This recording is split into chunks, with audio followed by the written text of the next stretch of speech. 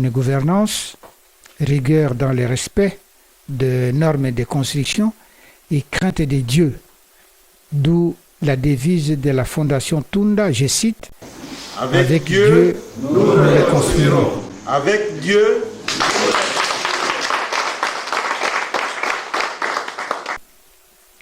la visibilité de la Fondation Tunda dans les antennes, le partenariat avec le bailleur de fonds et les autres acteurs de développement. Durant les 3 jours, les travaux de l'Assemblée générale se déroulent en présence de l'administration du territoire de Kibombo, des représentants de l'église méthodiste Mission Tunda, des notables de la collectivité des Ankuchu et du groupement de Tunda Dikungu. L'honorable chef Tunda Kasongo Prosper est reconduit comme président du conseil d'administration de la Fondation Tunda pour un nouveau mandat de 5 ans. 2 nouveaux membres sont également élus.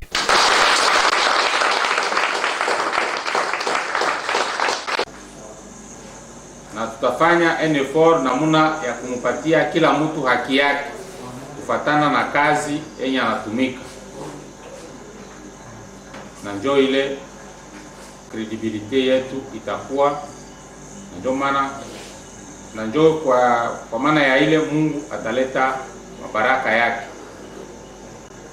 Tutarespekte mtu na kuheshimia hasa mwanamke namuna ya kutumikisha au niveau ya matene. Tutarestructurer makomite yote ya matene na kuiredinamize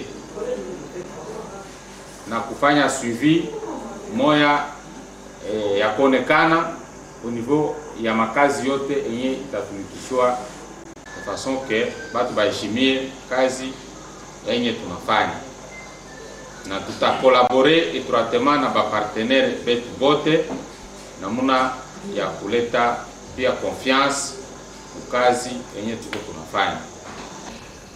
La Fondation Tunda, c'est une association qui est reconnue même au niveau national maintenant, qui a une personnalité juridique. C'est une ASBL. Et la Fondation Tunda s'est donné comme objectif de restaurer le village, de reconstruire l'hôpital, les écoles et surtout de donner un beau cadre aux enfants qui sont en train d'étudier, même par la construction de l'internat qui existait depuis longtemps mais qui était déjà détruit. Alors, si la Fondation Tunda a organisé cette manifestation, il faut savoir que c'est une ASBL qui a des statuts. Les statuts donnent un mandat de 5 ans aux membres du conseil d'administration. Nous ne pouvions pas donc nous taire et laisser passer cette occasion pour ne pas tenir cette assemblée générale. D'autant plus que le siège national, donc le siège social de la Fondation Tunda, se trouvait à Dikongo. Donc, il fallait organiser un autre voyage pour aller tenir cette assemblée générale. Alors, comme c'était une assemblée générale élective, on a fait venir tous les gens qui sont dans le cadre de la fondation des membres. Alors, il était vraiment indispensable que nous puissions respecter les statuts de l'association en tenant une élection devant les autorités. Parce que c'était le tout premier mandat qui venait de se terminer pour les membres du conseil d'administration. Bien qu'intronisé, chef du groupement Dikungu depuis 28 ans, les notables de Dikungu n'avaient pas encore fait porter la peau de léopard au chef Tunda. Cérémonie haute en couleur et lourde de conséquences parce qu'en lui faisant porter cette peau de léopard, les villageois acceptent unanimement de faire de lui propriétaire de tous leurs biens dont lui, le chef, pouvait disposer à sa guise. C'est heureusement ce qui est fait ce vendredi 24 septembre 2010 devant des témoins privilégiés comme l'administrateur du territoire de Kibombo, les représentants du chef de collectivité des Ankuchu, les représentants de l'église méthodiste, les puissants chefs traditionnels de tous les groupements et villages environnants. Pour lui faire porter cette majestueuse tenue, il faut chercher un gardien des coutumes, appelé Dowo, c'est-à-dire hyène en français, et 2 parrains, chefs coutumiers puissants, qui sont appelés Eshindekoro. La famille Tunda a dû se cotiser pour trouver les moyens et remettre ces notabilités leurs droits coutumiers avant la cérémonie proprement dite. Pour apparaître en public, le chef investi doit marcher sur les jambes des seules femmes mariées du village d'Ikungu. Des dizaines d'entre elles ont croisé leurs jambes et étalent leurs pagnes en l'honneur de leur chef sous les youyous des femmes, applaudissements de la foule, les coups de fusil des chasseurs, et tout cela au rythme envoûtant de l'okombé.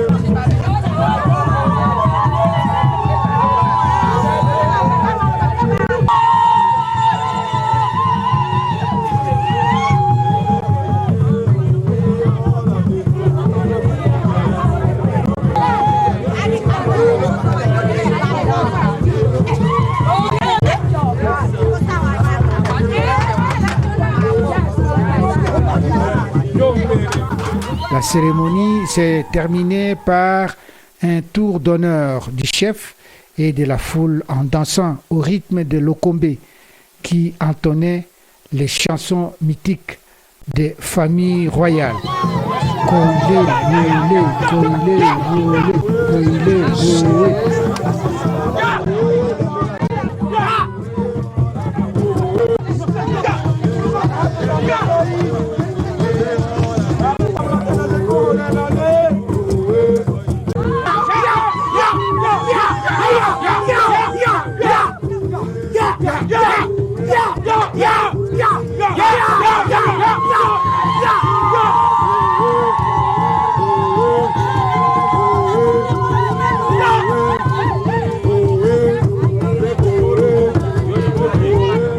Démocratie oblige, même dans la coutume, après avoir installé le chef sur son trône, le gardien de coutume invite les membres de la famille Tunda, les notables de Dikungu, les parrains du chef investi et les représentants de l'église méthodiste à faire des critiques ouvertes, sans rien cacher, à l'endroit du chef investi pour dévoiler, dénoncer ou fustiger en public tous ses défauts afin de lui permettre d'en prendre connaissance sans réagir et de se corriger.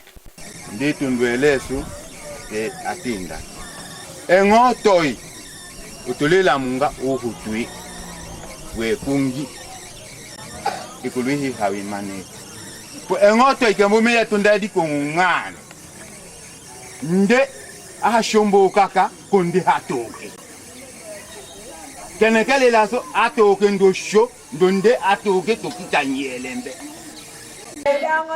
Mondobale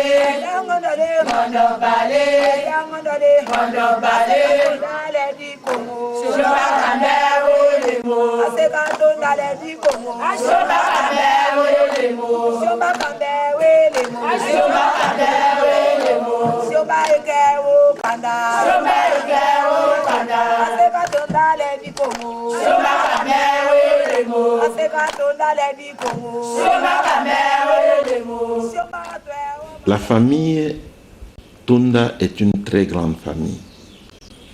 Tout le monde a d'abord déposé sa démission. Tous les membres du conseil d'administration ont déposé leur démission. Et puis, on a procédé par la récolte des candidatures à chaque poste. Mais lorsqu'on travaille bien, c'est difficile d'avoir rapidement des concurrents. Le président du conseil d'administration n'a pas eu de concurrents. Mais pour tous les autres postes, il y a eu de la concurrence, c'est-à-dire qu'il y a eu plusieurs candidatures. Et d'ailleurs, dans les conseils d'administration, il y a eu 2 nouveaux membres qui sont entrés sur 6. Mais le président du conseil d'administration, l'honorable chef Tonda Kasongo, Prosper, a été reconduit comme président du conseil d'administration de la Fondation Tonda. Vraiment, c'était une ambiance d'abord studieuse, parce que, vous savez, la plupart des membres n'ont pas encore intériorisé les principes fondamentaux d'une association. Il y en a qui croient que c'est comme une assemblée du village où l'on peut faire ce qu'on veut, mais il y a des règles. Par exemple, la tenue des documents comptables. Tout ce qui est envoyé par les partenaires, par les bailleurs de fonds, doit être bien comptabilisé, les rapports doivent être bien établis, bien élaborés, et puis il faut que nous puissions rester en contact entre nous pour savoir ce qui va et ce qui ne va pas. Prenez par exemple, la plupart d'entre eux ne savaient pas tenir les outils de gestion, c'est-à-dire les carnets, les livres des caisses, les bons de sortie, les règlements financiers. Donc ils doivent manipuler tout ça. Ils doivent vraiment maîtriser la manipulation des outils de gestion, parce que nous avons des financements qui viennent même des bailleurs de fonds qui ne sont pas au pays. Et là, vraiment, la bonne gouvernance est une vertu qui doit être partagée à tous les membres. L'ambiance était aussi de fête, parce que rencontrer les gens qui viennent de partout, il y en a qui découvraient Tonda pour la première fois. Ce sont des gens qui sont venus de Kalima, de Kailo, de Kasongo, de Kibombo, de Otanga, vraiment d'un peu partout où nous avons des antennes pour venir parler de la Fondation Tonda. C'est que l'heureux investi a suivi religieusement sans broncher comme une séance d'exorcisme avant d'offrir à tous ses invités la nourriture et la boisson.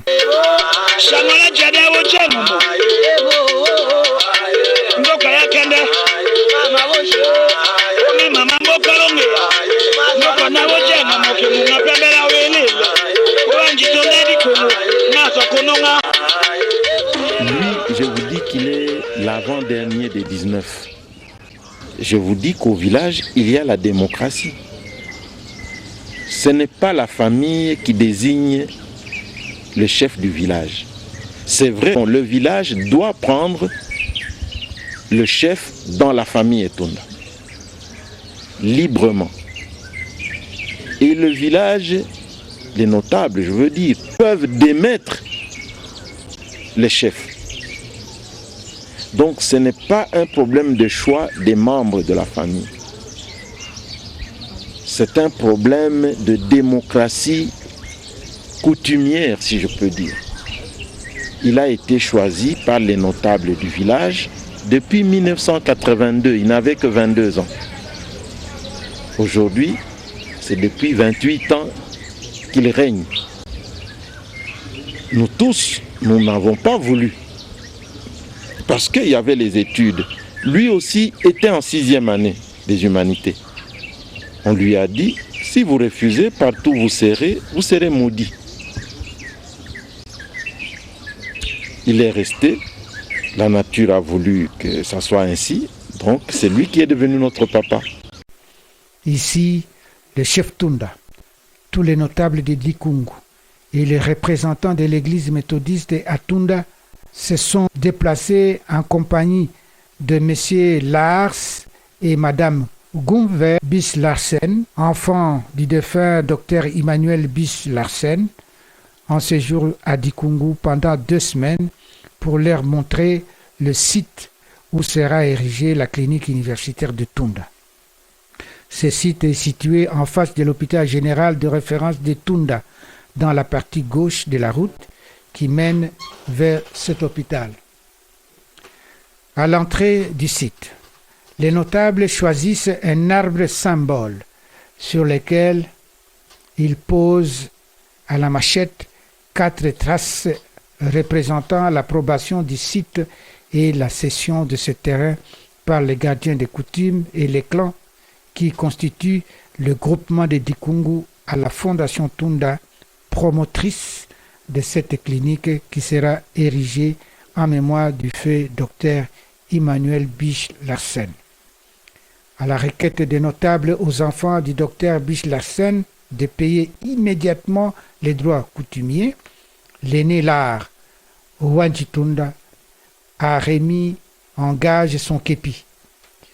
Afin de préparer le terrain aux futurs travaux de construction, les travaux de champs devront commencer à cet endroit situé aux sources de 2 rivières, Nyongo et Ondoe, et où était la carrière de la terre jaune, qui a servi aux missionnaires des années 1920 de bâtir des fours de briques cuites qui ont permis de construire tous les édifices de la mission Tunda, hôpital, église, école, léproserie, internat, villa.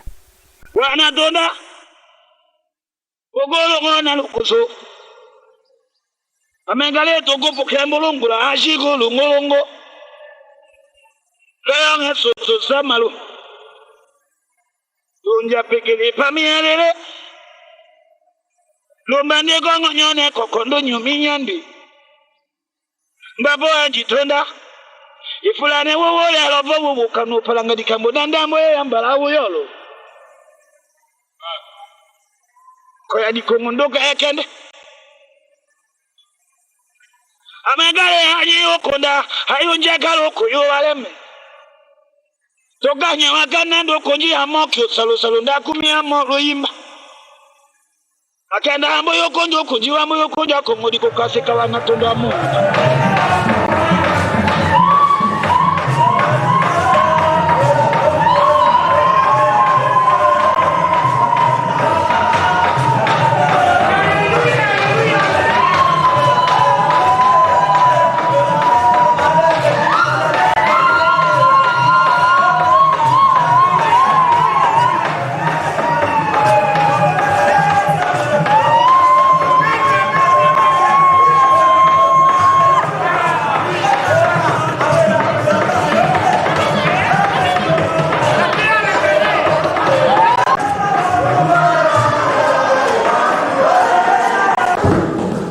M. Bisch-Larsen était de nationalité danoise. Il a choisi de venir comme missionnaire et de travailler à Tunda comme médecin à l'hôpital général de référence de Tunda. Il y a travaillé pendant plusieurs années, mais il a eu des enfants. Tous les enfants ont été chez nous au village et ont étudié avec certains de nos grands frères, toujours au village. Mais ce qui est remarquable pour montrer cette relation, l'intimité de cette relation avec cette famille, c'est que, comme vous le savez chez nous, tous les missionnaires, les blancs qui arrivaient, les gens n'arrivaient pas à prononcer leur nom. Le raccourci qu'ils ont trouvé, c'est de les débaptiser. Le docteur Bisch-Larsen, on l'appelait Wanji Lolonga, c'est-à-dire les réparateurs. Sa femme a porté le nom de la femme de notre grand-père. On lui a donné le nom de Mama Lutola. Ses enfants ont porté tous les noms de la famille.